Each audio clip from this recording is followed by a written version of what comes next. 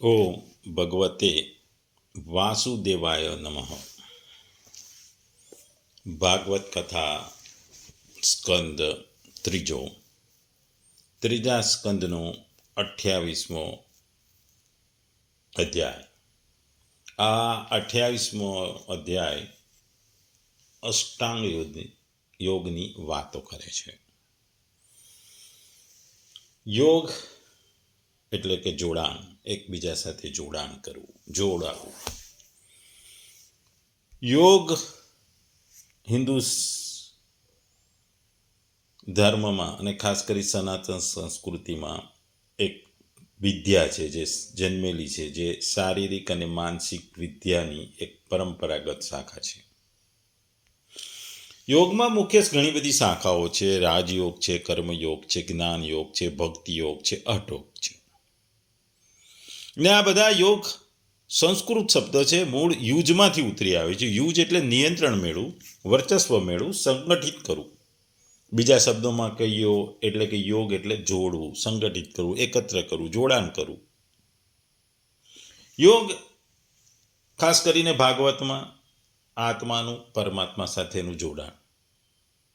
કઈ રીતે આત્માને તમે પરમાત્મા સાથે જોડો છો,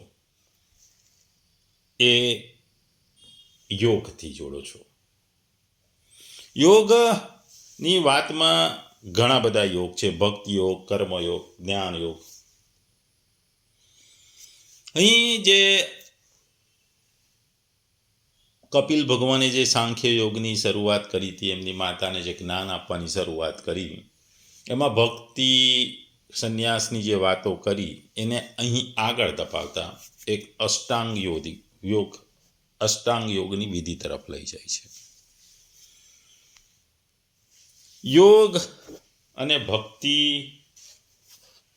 અલગ અલગ છે, પણ છેલ્લે હેતુ એક જ હોય છે કે ભાઈ આત્માનું પરમાત્મા સાથે મિલન. ભગવાન કપિલે વિશાળ રૂપમાં પોતાની માતાને જ્ઞાન આપ્યું, જે કપિલ ગીતા તરીકે ઓળખાય છે. કપિલ ગીતા ઘણું બધું મુખ્ય છે. મનુષ્યને પોતાના કલ્યાણ માટે યોગ એક મહત્વનો છે.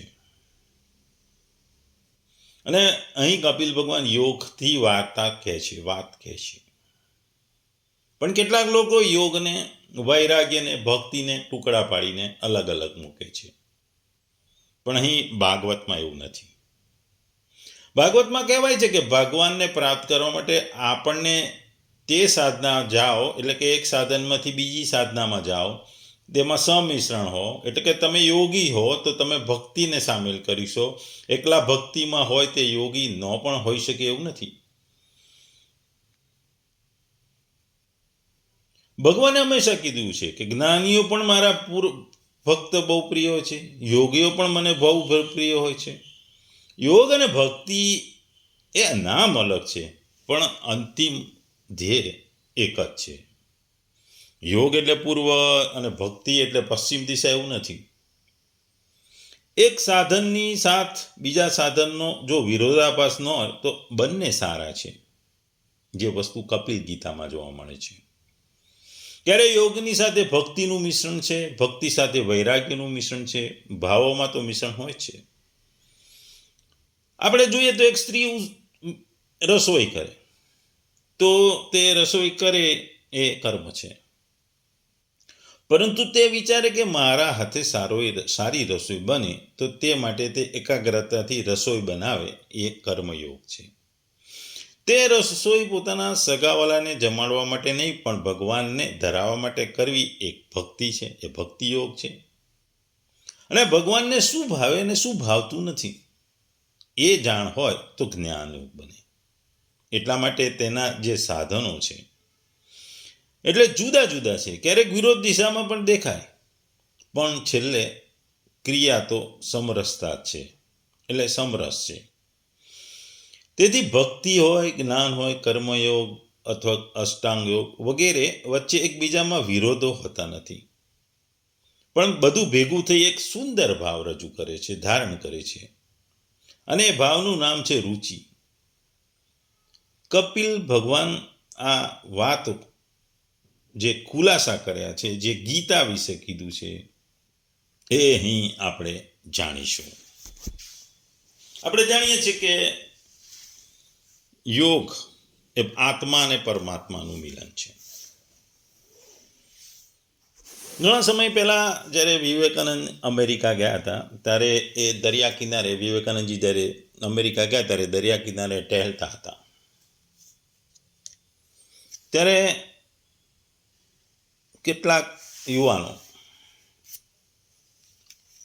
જે પ્લાસ્ટિકની ગોળીવાળી બંદૂકથી એક સેલને તોડવાનો પ્રયાસ કરતા હોય છે. ઘણા પ્રયત્નો કરતા હોય છે, પણ બધા નિષ્ફળ જાય છે. એટલે વિવેકાનંદજી ત્યાં ઊભા હોય છે, એટલે પેલા જે યુવાનો હોય છે તે જોઈને પૂછે છે કે તમે પણ આમાં પ્રયત્ન કરશો? અમારાથી તો તૂટતું નથી. તો વિવેકાનંદજીએ બંદૂક લઈને એક સેલ તોડવાનો પ્રયત્ન કર્યો. એમણે જેટલા બી પ્રયત્નો કર્યા એ દરેકમાં એક સેલ તૂટી ગયો. એટલે યુવાનો વિચારમાં પડી ગયા અને એમને પૂછ્યું કે તમે તો કોઈ દિવસ આ રીતની વસ્તુ તમે કરી નથી ને આજે તમે અચાનક લઈને એને પરફેક્શનથી કરી. ત્યારે વિવેકાનંદજીએ કીધું કે મારા યોગનો અભ્યાસ છે અને મારી એકાગ્રતા યોગના અભ્યાસને લીધે વધુ છે. મારી એકાગ્રતાથી હું આ વસ્તુ કરી શક્યો છું. આવી જે ઘટના વિવેકાનંદજી જ્યારે કલકત્તામાં હતા ત્યારે એક બાળક સંસ્કૃતના શ્લોકો લખવાનો ટ્રાય કરતો, એને બરાબર લખી શકતો નહીં, એટલે એ કાગળ ફાડી નાખી દેતો. કેટલાય કાગળ ઉપર એ બાળકે શ્લોક લખવાનો પ્રયત્ન કર્યો, પણ એ પૂરા લખી શક્યો નહીં. પછી એ અડધું લખાયેલું એને સંતોષ ના થાય એટલે એ કાગળનો ડૂચો વાળીને બાજુમાં નાખી દે. વિવેકાનંદજીએ આ વસ્તુ ધ્યાનમાં આવી. એ બાળક સાથે પાસે ગયા અને પૂછ્યું, તું આ શ્લોક વિશે જાણે છે, છતાં તું આ શ્લોક લખી શકતો નથી. એટલે વિદ્યાર્થીએ કીધું, હા હું જાણું છું, પણ હું આ લખી શકતો નથી. મને એ પૂરું યાદ નથી આવતું. ત્યારે વિવેકાનંદજીએ કીધું કે બેટા, તારી એકાગ્રતા નથી, તારું આમાં ધ્યાન નથી, તારું આ વસ્તુમાં મગજ પરોવાયેલું નથી, તારું ધ્યાન બીજે છે, તારા મનમાં બીજા વિચારો છે, જે વિચારોને કારણે તું આ તારું કાર્ય પૂરી કરી શકતો નથી. એટલે તારા મનમાં બીજી કોઈ વિચારો ગળમથલ કરી રહ્યા છે. ત્યારે બાળકે કીધું કે હા, આજે મારે રજા છે, એટલે મારા મગજમાં આ શ્લોક લખવાની સાથે સાથે બીજા વિચારો છે કે આજે રજા છે એટલે હું શું કરીશ. હું રમવા જઈશ, રખડવા જઈશ, હું બહાર જઈશ. એટલે એકાગ્રતા ના હોય તો તમે કોઈ કાર્ય પૂરું કરી શકતા નથી. અને આ જે અષ્ટાંગ યોગ છે એમાં એકાગ્રતા બહુ મહત્વની છે. એકાગ્રતા વગર તમે કોઈ પણ વસ્તુ કરી શકતા નથી. આ એકાગ્રતાની વાત અહીં કરવામાં આવી છે, અષ્ટાંગ યોગની વાત કરવામાં આવી છે. અષ્ટાંગ યોગ એટલે એના 8 અંગ છે: યમ, નિયમ, આસન, પ્રાણાયામ, પ્રત્યાહાર, ધારણા, ધ્યાન અને સમાધિ. જે પ્રથમ અંગ છે યમ, આ યમના પણ 5 વિભાગ છે: સત્ય, અહિંસા, અસત્ય, અપરિગ્રહ અને બ્રહ્મચર્ય. ભારતીય સંસ્કૃતિમાં હંમેશા સત્ય બોલવા અને આચરવા પર ભાર મૂકવામાં આવ્યો છે. મન, કર્મ, વચનથી કોઈપણ પ્રકારની હિંસા ન થાય એનું પણ જાગૃત રહેવું જોઈએ. આ ઉપરાંત ચોરી ન કરવી, ખોટો સંગ્રહ ન કરવો, વ્યક્તિ ઉપર પોતાની ઇન્દ્રિયો પર કાબૂ કરી બ્રહ્મચર્યનું પાલન કરવું. સત્ય, મન, વચન અને કર્મથી સત્યનું પાલન કરવું. સત્ય નિષ્ઠાથી ચિત્તને આંતરિક શાંતિ પ્રાપ્ત થાય છે. બીજું, અહિંસા. મન, વચન અને કર્મથી કોઈનું પણ ખરાબ ન કરવું કે ન વિચારવું અહિંસાનો સાચો અર્થ છે. સર્વને પ્રેમ કરવો, કોઈને દુભાવવા નહીં. ત્રીજું, અસ્તેય. બીજાની માલિકીની વસ્તુની માલિકીની પરવાનગી વગર ન લેવી, ટૂંકમાં ચોરી ન કરવી. અપરિગ્રહ. સંગ્રહ ન કરવો, સંશોધનોને વહેંચીને ઉપયોગમાં કરવો. અને પછી બ્રહ્મચર્ય. વ્યક્તિએ પોતાની ઇન્દ્રિયો પર કાબૂ રાખી બ્રહ્મચર્યનું પાલન કરવું.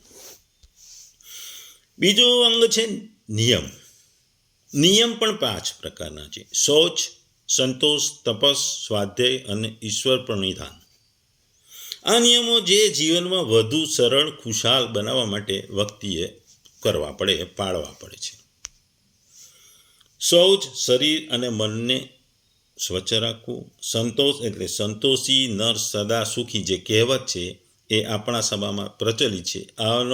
આવો જ અર્થ આ નિયમમાં થાય છે. તપસ, શરીરને સહેજ કષ્ટ આપી તપાસવું. ઉદાહરણ તરીકે ઉપવાસ કરી એ તપસનો ભાગ કહેવાય. સ્વાધ્યાય, સ્વનું અધ્યયન એટલે કે સ્વાધ્યાય. વ્યક્તિ માટે આ નિયમ ખૂબ જ જરૂરી છે. વ્યક્તિએ દરરોજ પોતાના માટે થોડો સમય તો કાઢવો જ પડે. ઈશ્વર પ્રણિધાન. આ નિયમનું સરળ અર્થદર્શન છે કે ઈશ્વરની સર્વોપરિતા સ્વીકારવી, ઈશ્વરને આધીન થવું. આપણે આગળ જોયું કે માતા હોવા છતાં એ કપિલ ભગવાનને માતા આધીન થાય છે અને પછી ગુરુ તરીકે પોતાના પુત્ર પાસેને ગુરુ બનાવીને એમની પાસેથી જે જ્ઞાન મેળવી રહ્યા છે. અષ્ટાંગ યોગનું ત્રીજું અંગ છે આસન. આપણે સૌ આસનથી અને તેના લાભથી પરિચિત છીએ. આજે આસનો એટલા માટે પ્રચલિત થયા છે કે અભ્યાસ દ્વારા લાંબો સમય નિરોગી જીવન જીવી શકાય અને આવારદા દેખાતી નથી. અષ્ટાંગ યોગનું ચોથું અંગ છે પ્રાણાયામ. આ ખૂબ જ પ્રચલિત છે. પ્રાણાયામ એટલે પ્રાણોની કસરત. કપાલભાતિ, અનુલોમ વિલોમ જેવા પ્રાણાયામ વધુ લોકપ્રિય છે. પ્રાણાયામનો સરળ નિયમ છે: શ્વાસને અંદર ખેંચવો, શ્વાસને ફેફસામાં રોકી રાખવો, ધીરે ધીરે શ્વાસ બહાર કાઢવો.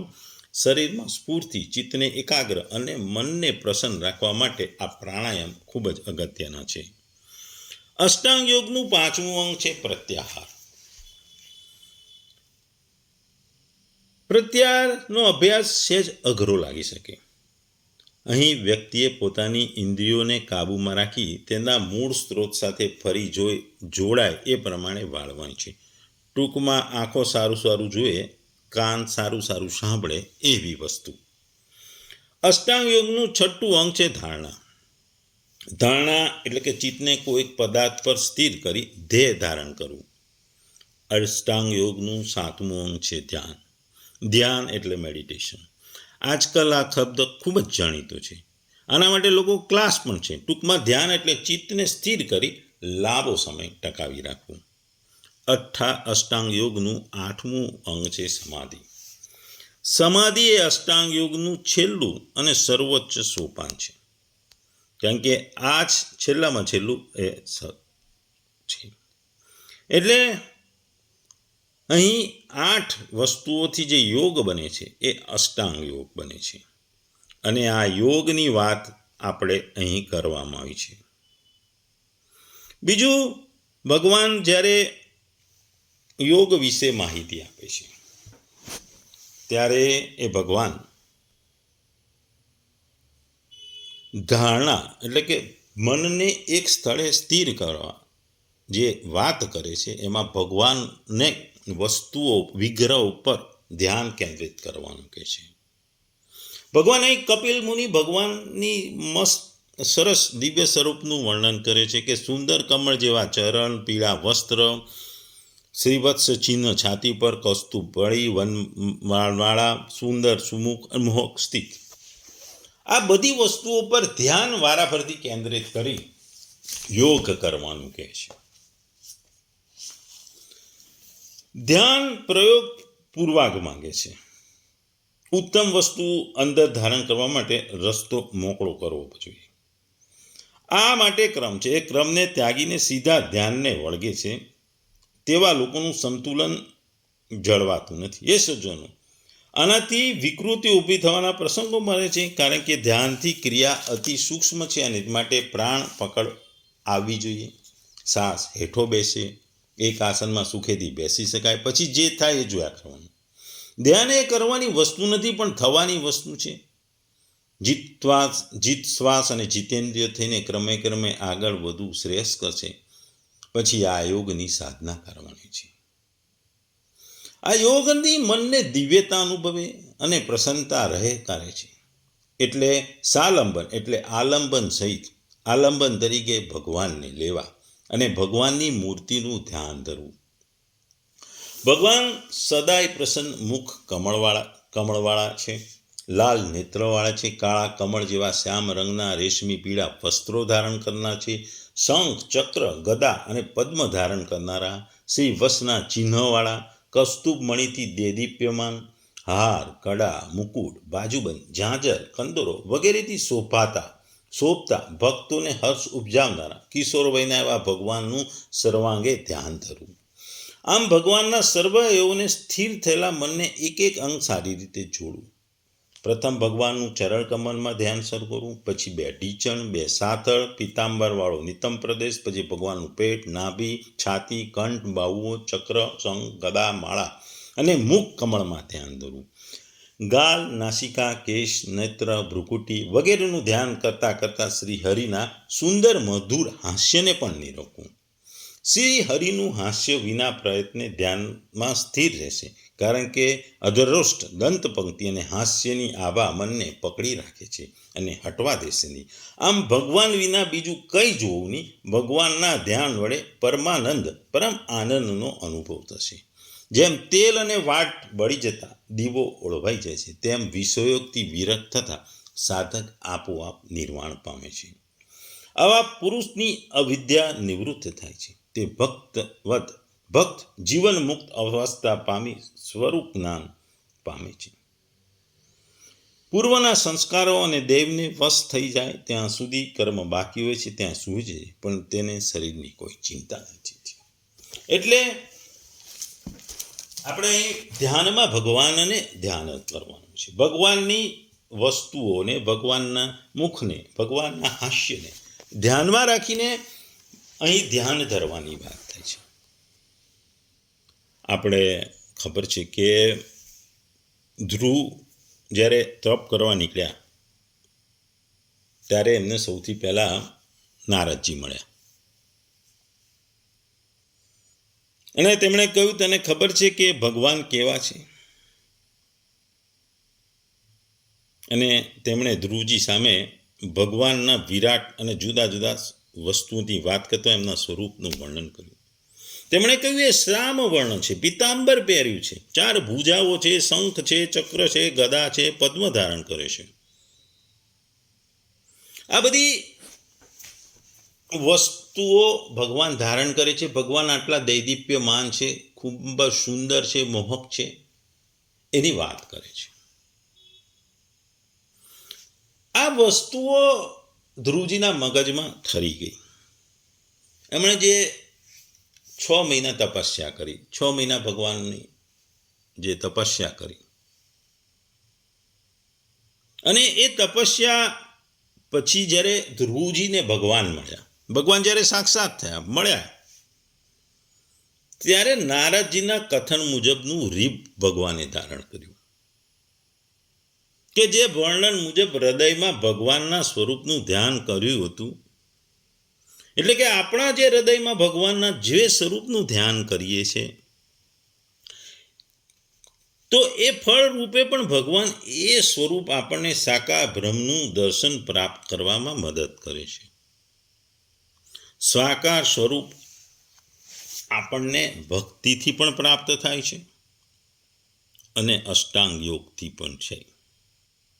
ભગવાન આપણી પાસે કયું સ્વરૂપ ધારણ કરીને આવે તે મહત્વનું છે, પરંતુ ભગવાન તો ભક્તો વત્સલ બનીને મળે છે. અને આ આખો આપણને જે સ્વરૂપમાં આપણે ભગવાનને કલ્પેલા, જે સ્વરૂપે ભગવાનને આપણે પૂજેલા, ભગવાનને જે સ્વરૂપથી આપણે એમનું ધ્યાન ધરેલું, એ જ પ્રમાણે આપણે સાક્ષાત્કાર થાય છે. એટલે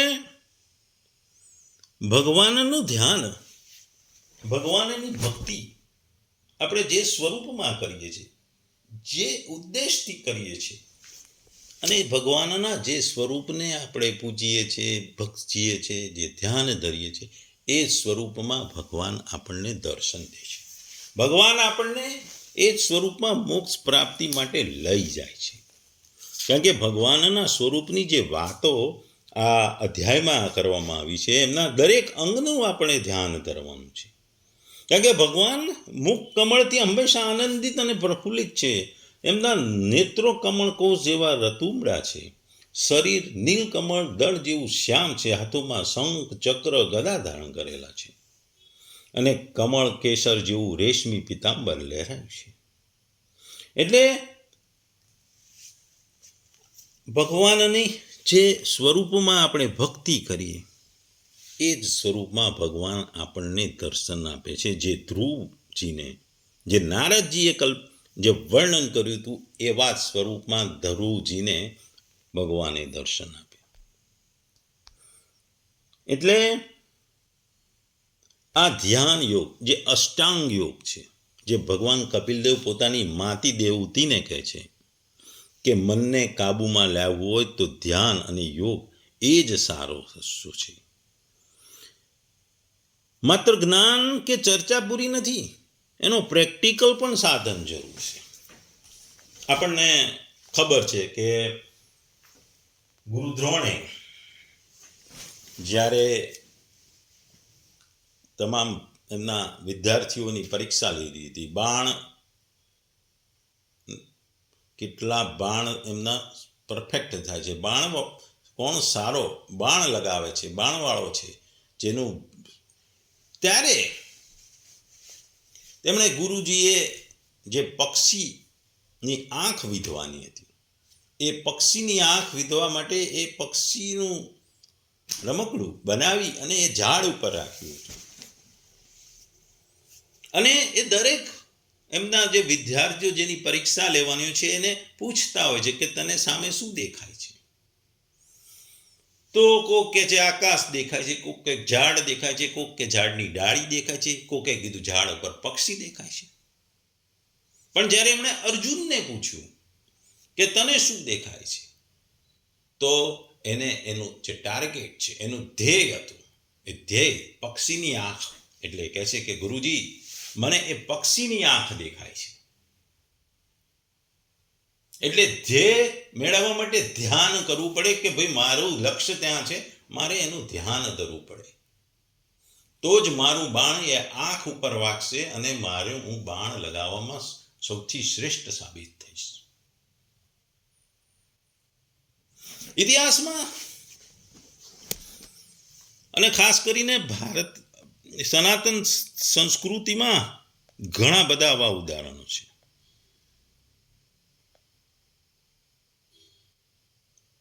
ઇવન ગીતામાં પણ કહેવામાં આવ્યું છે કે દીવાની સાથે સ્થિર કરવામાં આવ્યું છે. જેમ પવન વગર દીવો સ્થિર રહે છે, તેમ ઇન્દ્રિયોને જો તમે કાબૂમાં રાખો તો તમે મનને સ્થિર કરી શકો છો. અને મન એ આધ્યાત્મિક તરફ લઈ જાય છે.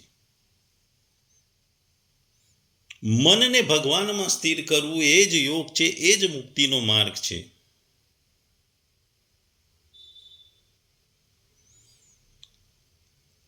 એટલે અર્જુનની એકાગ્રતા, બધાએ કહ્યું ઝાડ દેખાય, પંખી દેખાય, પણ જ્યારે અર્જુન બોલ્યો મને માત્ર આંખ જ દેખાય છે, અને એ નિશાન પણ એણે આંખ ઉપર લગાવ્યું. જે રીતે ધ્રુવની વાત કરી, ધ્રુવ એ 5 વર્ષનો હતો, જંગલમાં રહ્યો, શ્વાસને નિયંત્રણ કર્યું, ભગવતે વાસુદેવાય નામનો એણે સ્વર કર્યો, અને જે નારદજીએ વર્ણન કર્યું હતું એ જ સ્વરૂપમાં ભગવાને દર્શન કર્યા. અને પછી ધ્રુવ તારા બન્યા. પ્રહલાદની વાત છે, એ હંમેશા ભગવાનના નામનું સ્મરણ કરતો, એને એટલો બધો ત્રાસ આપવામાં પણ એની એકાગ્રતા ભગવાનના નામ લેવામાંથી હટી નહીં. એ ટસથી મસ ના થયો. આ છે ધ્યાન, આ છે સમાધિ તરફ ગયો, અને બાહ્ય પરિબળોની કઈ અસર ના થઈ. એની પર એટલા જુલમ માર્યા, એટલા ત્રાસ કરવામાં આવ્યા, પણ એમણે એ પોતાની જે ભગવાનને દામ દેવાની જે ધ્યાન છે એને સમાધિ સુધી લઈ ગયા, અને છેવટે ભગવાનનું જ્યારે નામ લેતા તેમના દરેક ત્રાસમાં એમને મદદ એવું પાડે. ગીતામાં મેં કીધું કે પવન વગરનો જેવો દીવો જેમ સ્થિર રહે છે, એવી સ્થિરતા તમારે ધ્યાન કરવાની છે. ગીતાના 6.19 શ્લોકમાં આ જ વાત કરવામાં આવી છે. આજના જમાનામાં, આધુનિક જમાનામાં આપણે ન્યુરો સાયન્સની વાત કરીએ છીએ, જે ધ્યાનની છે, મેડિટેશનની વાત કરીએ છીએ. અને આ આધુનિક જમાનામાં જ્યારે મેડિટેશન અને બ્રેનના ફંક્શનનું જે સ્ટડી કરવામાં આવ્યો છે, એ રિસર્ચ પણ બતાવે છે કે નિયમિત ધ્યાન તમારી એન્ઝાઇટી એને ઓછી કરે છે, સ્ટ્રેસને ઓછી કરે છે, તમારું ફોકસ વધે છે, અને તમારી યાદશક્તિ પણ વધે છે. એટલે કે પ્રાણાયામ અને ધ્યાન એટલે મનની શાંતિ. શ્વાસ નિયંત્રણ એટલે મન નિયંત્રણ. બીજું કે બ્રીધિંગ એક્સરસાઇઝની જે વાત કરવામાં આવી છે યોગમાં, એ આજના જમાનામાં પણ જે સર્વે અને અભ્યાસ કરવામાં આવ્યો છે. તમે સ્લો બ્રીધિંગ કરો, થોડો ધીમે ધીમે શ્વાસની પ્રક્રિયા કરો, તો તમારા ધબકારા ઘટે છે, તમારું બ્લડ પ્રેશર ઘટે છે, અને તમારી જે નર્વસ સિસ્ટમ હોય છે કામ એટલે કે શાંત થઈ જાય છે. એ વસ્તુ પ્રાણાયામમાં થાય છે. સાયકોલોજી જો સબ્જેક્ટ છે એ પણ આ જ વસ્તુ કહે છે. મલ્ટી સ્ટ્રેસ કરો તો તમે સ્ટ્રેસ વધે. આપણામાં કહેવત છે, બાવાના બેવ બગડ્યા. ધોબીનો કૂતરો ન ઘરનો રહ્યો ન ઘાટનો રહ્યો. જે વાર્તા આખી છે, બહુ સરસ વાર્તા છે. ધોબીનો કૂતરો ન ઘરનો ને ઘાટનો. એટલે એક વસ્તુ પર ધ્યાન, કોન્સન્ટ્રેશન એ મહત્વનું છે. કારણ કે મનને જો તમે ચંચળ બનાવો, મન તમારું હાલક ડોલક થાય, તો તમે સ્થિરતા ના પાવો. કોઈ પણ વસ્તુમાં સ્થિરતા વગર કંઈ જરૂર નથી. આપણે જોઈએ છે કે વિમાન રનવેથી ઉપડે ત્યારે થોડું હાલક ડોલક થાય, અને થોડું હાલક ડોલક થયા પછી એ સ્થિરતા પકડી લે છે. એ અમુક ઊંચાઈએ જાય ને પછી એ સ્થિર થઈ જાય છે.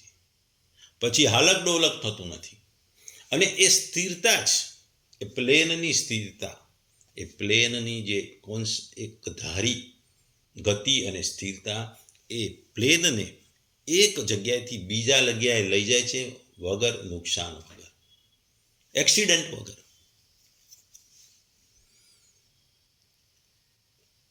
એટલે તમારે આ વસ્તુ સમજવાની છે કે ધ્યાન, અષ્ટાંગ યોગ, એ 8 વસ્તુઓથી જે યોગ બનાવ્યો છે, અષ્ટાંગ યોગ, એ તમને ધ્યાનથી સમાધિ સુધી લઈ જાય છે. કોઈ પણ વસ્તુમાં ધ્યાન બહુ મહત્વની વસ્તુ છે. અને ધ્યાન વગર તમે કોઈ પણ વસ્તુને તમે પૂર્ણ કરી શકતા નથી.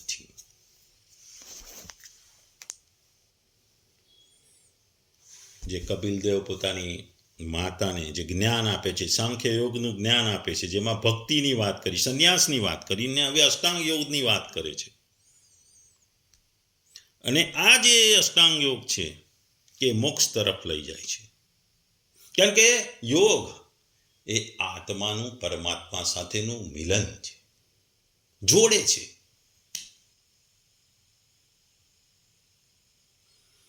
આ આધ્યાત્મિક યોગ મોક્ષગમી બની જાય છે. તમને ખબર છે કે તમે જમીન પર બેઠા હોય ત્યારે આ આજુબાજુનો થોડો વિસ્તાર દેખાય, પછી તમે પર્વત પર ચડવાની શરૂઆત કરીને અટકી જાઓ ત્યારે તમે દૂર સુધી જોઈ શકો.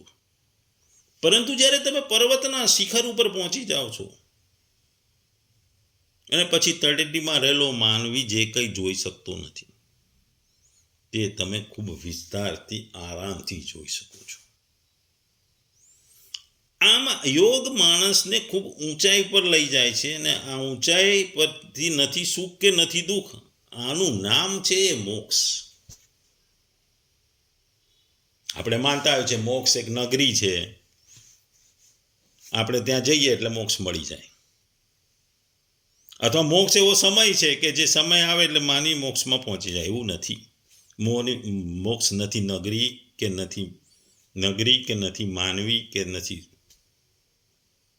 કોઈ વેળા.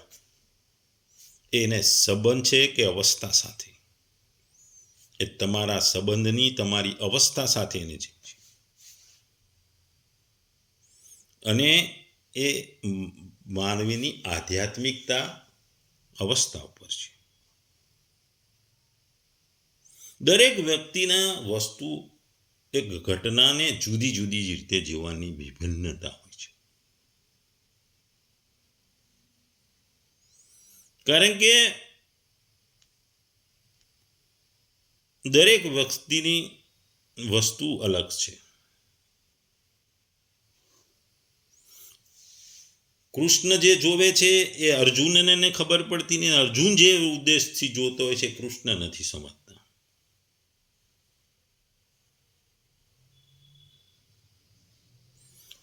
એટલે જ આધ્યાત્મિકતા, ભક્તિ અને મોક્ષ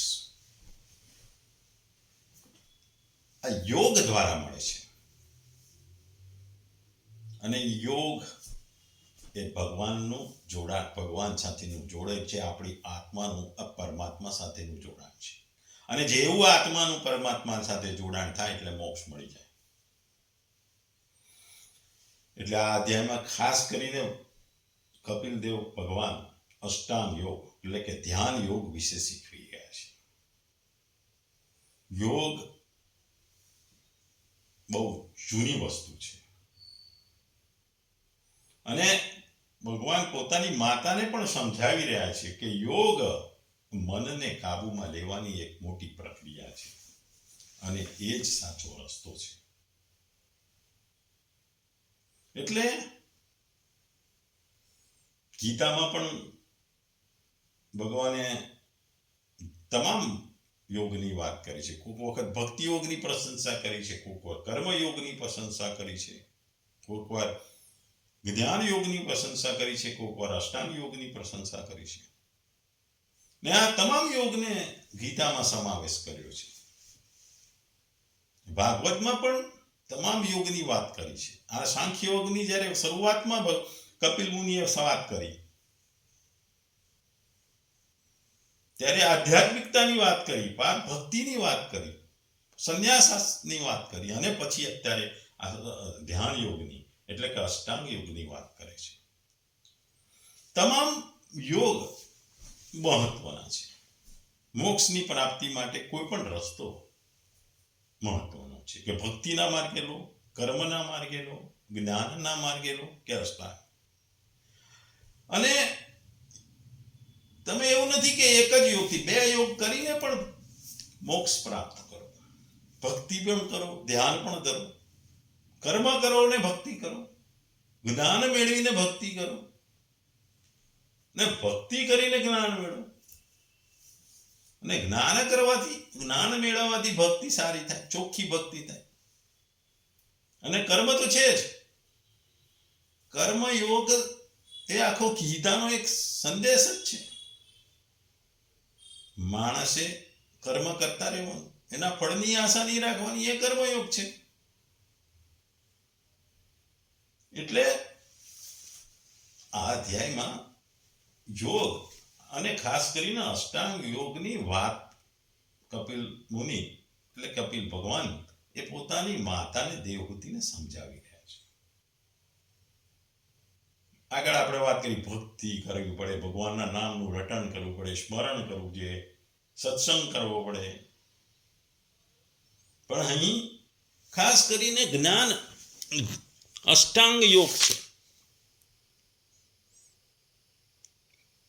પહેલામાં જ પહેલી યોગની શરૂઆત કરવા માટે એક સારું સ્થળ, પવિત્ર સ્થળ, કુશ, દર્ભ અભ્યાસ માટેનું રાખવું પડે અને ત્યાં આસન રાખવું પડે, મૂળ ચર્મ વગેરે યુક્ત આસન પાડવું. અને એના ઉપર પહેલામાં પહેલા સીધું અને ટટ્ટાર અને સ્થિર બેસી અને પછી અભ્યાસ કરવો છે. પ્રારંભમાં જ શું કહે છે કે પૂરક, કુંભક અને રેચક એક ક્રમથી, અથવા એ ઉલટું, રેચક, કુંભક અને પૂરક એક ક્રમથી પ્રાણના માર્ગનું શોધન કરવું. એટલે આ તમે શોધન કરો ને, જેથી ચિત્ત એક સ્થિર થાય, નિશ્ચલ થઈ જાય.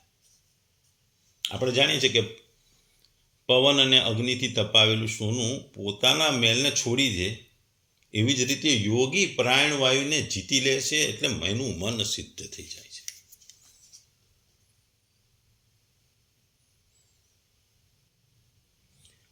આ યોગી પ્રાણવાયુને તો જીતી લે છે, મન શુદ્ધ થઈ જાય. તેથી યોગી માટે ઉચિત છે કે પ્રાણાયામથી વાત, પિત્ત વગેરેથી નિપજતા દોષો, ધારણાથી પાપો, પ્રત્યાહારના વિષયો સાથેના સંબંધ અને ધ્યાનથી ભગવત વિમુખ કરનાર રાગ, દ્વેષ વગેરે દુર્ગુણો પણ દૂર થાય છે.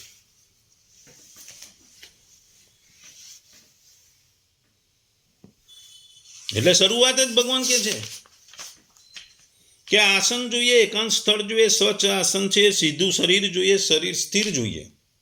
અને મનમાં શું નહીં રાખવાનું? મનમાં શાસ્ત્ર વિરુદ્ધ આચરણનો પરિત્યાગ કરવો, કર્મ વિષય વાસનાના કર્મોથી દૂર રહેવાનું, દરેક વ્યક્તિઓ પ્રત્યે પ્રેમ ભાવ રાખવો, પવિત્રતા રાખી ભોજન સાદું કરવું, મન અને વાણી કે શરીરથી કોઈને સતાવવા નહીં, સત્ય બોલવું, ચોરી કરવી નહીં, બ્રહ્મચર્યનું પાલન કરવું, શાસ્ત્રોનું અધ્યયન કરવું, ભગવાનને પૂજન કરવું, વાણીનો સંયમ રાખવો. આ બધી પ્રી રિક્વેસિટ, જ્યારે આસન પર બેસો એ પહેલા આટલી વસ્તુઓ તો તમારે કરવી પડે. એટલે યમ, નૈતિક નિયંત્રણ. નૈતિક નિયંત્રણ એટલે અહિંસા, સત્ય, અસત્ય, બ્રહ્મચર્ય, અપરિગ્રહ. બીજાને દુઃખ આપશો તો મન શુદ્ધ નહીં થાય. પછી યમ કર્યા પછી નિયમ કરવાના, આંતરિક શુદ્ધિ કરવાની, શૌચ, સંતોષ, તપ, સ્વાધ્યાય, ઈશ્વર પ્રણિધાન, જે જીવનમાં શિસ્ત લાવે છે. પછી આસન કરવાનું, જે સ્થિર સુખદ સ્થિતિમાં લાંબો સમય બેસાય, એ શરીરને કાબૂમાં રાખે, મનને પણ કાબૂમાં રાખે છે. પછી પ્રાણાયામ, જે શ્વાસનું નિયંત્રણ છે, ધીમો શ્વાસ, સંતુલિત શ્વાસ, મનને એકદમ કામ કરી દે, શાંત કરી દે છે. પછી આપણે જાણીએ કે ગુસ્સો હોય ત્યારે શ્વાસ ફાસ્ટ ફરે, શાંત હોય ત્યારે ધીમો. પછી પ્રત્યાહાર એટલે કે ઇન્દ્રિયો પાછી ખેંચી, આંખ, કાન, જીભ બહાર નહીં દોડે. આપણે જોઈએ છે કાચબો સૂઈ જાય ને ત્યારે બધા જ પગ અંદર ખેંચી લે, ખબર ના પડે કે એનું શરીર ક્યાં છે. પછી ધારણા, એક બિંદુ પર ધ્યાન છે. એ ધારણા જે આપણે વાત કરી, ભગવાનના રૂપનું, હૃદય કમળ, આપણું ધ્યાન બીજે ભટકે નહીં, ભગવાનમાં જ ચોંટેલું રહે. પછી ધ્યાન સતત રાખવું પડે, સ્મરણ કરતા અનઇન્ટરપ્ટેડ ફ્લો, ભગવાન પર સતત ધ્યાન, ચિત્ત, આ જ સાચું ધ્યાન છે. ભગવાનને નિરખતા જ રહેવાનું, મુખથી પણ હેડ ટુ ટો. પછી જે સમાધિ આવે છે એ પૂર્ણ એકત્વ થઈ જાય છે, ભગવાન સાથેનું સંપૂર્ણ મિલન થાય છે. ધ્યાન કરનાર અને ધ્યાનનો વિષય એક થઈ જાય છે. એટલે આત્મા ભગવાનમાં લીન થઈ જાય. ભગવાનમાં લીન થાય એટલે આત્માનું પરમાત્મામાં મિલન થાય. અને એ જ આત્માનું પરમાત્માનું મિલન એ જ મોક્ષ. સંસારના ચક્રમાંથી 84 લાખ યોનિઓમાં ફરવું નથી અને સીધું મોક્ષ. આ મોક્ષ એ આપણા માટે મહત્વનું છે. કારણ કે જ્યારે જ્યારે તમારું મન ચંચળ બને, અસ્થિર બને, ધ્યાન ભટકે, તો તમે વિષયો અને વસ્તુ ઉપર તમારે પ્રેમ થઈ જાય, એના પ્રત્યે લગાવ થઈ જાય. અને આ લગાવ, વિષયો વસ્તુઓનું જે લગાવ છે, જે ચરણ ચુંબકની માફક આકર્ષે છે. એટલે મનમાં શુદ્ધિ ના રહેતા અશુદ્ધ થઈ જાય. મનને વસ્તુઓનો લોભ રહે. આ વસ્તુઓનો લોભ માણસનું મન અસ્થિર કરે, અશુદ્ધ કરે. એટલે ભાવનાઓમાં એ બહેતો રહે. અને આ વસ્તુઓ આ જન્મમાં ના મળે તો આવતા જન્મમાં મળે, એના માટે એ સંસાર ચક્રમાં 84 લાખ યોનિઓમાં ફરતો રહે. આ 84 લાખ યોનિઓમાં ન ફરવું હોય તો તમારે મોક્ષ પ્રાપ્ત કરવો પડે. મોક્ષ એટલે ભગવત પ્રાપ્તિ. અને ભગવત પ્રાપ્તિ એટલે આત્માનું જે છે, આપણી આત્માનું એ પરમાત્મા છે ભગવાન, એની સાથેનું એક અદ્ભુત મિલન એટલે મોક્ષ. એટલે અષ્ટાંગ યોગ આપણને મોક્ષ અપાવે છે. આત્મા અને પરમાત્માનું મિલન એટલે કે આત્મા અને પરમાત્મા એક થઈ જાય. પરમાત્મામાં આત્માનું મિલન કે આત્માનું પરમાત્મામાં મિલન, બંને એક થઈ જાય. એ જ આપણો મોક્ષ એટલે મોક્ષ.